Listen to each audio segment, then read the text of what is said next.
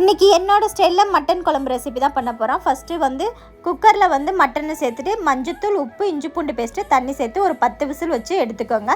இப்போ மசாலா வந்து 1.5 டீஸ்பூன் வந்து கொத்தமல்லி வந்து சேர்த்து அதை நல்லா வந்து வறுத்து எடுத்துக்கோங்க. 1 டீஸ்பூன் ஜீரகம், 1 டீஸ்பூன் சோம்பு, 1 டீஸ்பூன் மிளகு, ஸ்பைசஸ் எல்லாம் ஆட் பண்ணிவிட்டு 4 காஞ்ச மிளகாய் சேர்த்து நல்லா வறுத்துக்கோங்க. இப்போ ஒரு கடாயில் லைட்டாக ஆயில் சேர்த்துட்டு சின்ன வெங்காயம் சேர்த்துக்கோங்க. சின்ன வெங்காயம் தான் மட்டன் குழம்புக்கு நல்லாயிருக்கும். இப்போ அரை தக்காளி சேர்த்துருக்கேன். அதுக்கப்புறம் கசகசா, தேங்காய், முந்திரி, கருவேப்பிலை சேர்த்து நல்லா வந்து வதக்கிக்கோங்க. இப்போ வந்து நம்ம மசாலா வந்து அரைச்சி எடுத்துகிட்டு வந்துக்கலாம். மசாலா அரைச்சாச்சு. அதுக்கப்புறம் வந்து ஒரு கடாயில் வந்து ஆயில் சேர்த்துட்டு பெருஞ்சீரகம், பிரிஞ்சி இலை, வெங்காயம், அதுக்கப்புறம் வந்து புதினா, கொத்தமல்லி, கருவேப்பிலை, பச்சை மிளகாய், இஞ்சி பூண்டு பேஸ்ட்டு சேர்த்து நல்லா பச்சை வாடை போகிற வரைக்கும் வதக்கிக்கோங்க. இப்போ வந்து ஒரு தக்காளி வந்து சேர்த்துருக்கேன். சேர்த்து நல்லா வதக்கிட்டு மட்டனையும் உருளைக்கிழங்கும் இப்போயே சேர்த்துக்கறலாம். நம்ம மட்டன் ஆல்ரெடி வந்து வேக வச்சுருப்போம். அதில் வந்து கொஞ்சமாக மஞ்சத்தூள், தனி மிளகாய் தூள் சேர்த்து நல்லா கிளறி விட்டுக்கோங்க. இப்போ வந்து நல்லா வந்து ஒரு பாதி வந்து குக்காகி இருக்கும். இப்போ நம்ம அரைச்ச மசாலையை வந்து இதில் சேர்த்து கொஞ்சமாக தண்ணி சேர்த்து கிளறி விட்டுக்கலாம். அந்த பச்சை வாடை போகிற வரைக்கும் நல்லா கொதிக்க விடுங்க.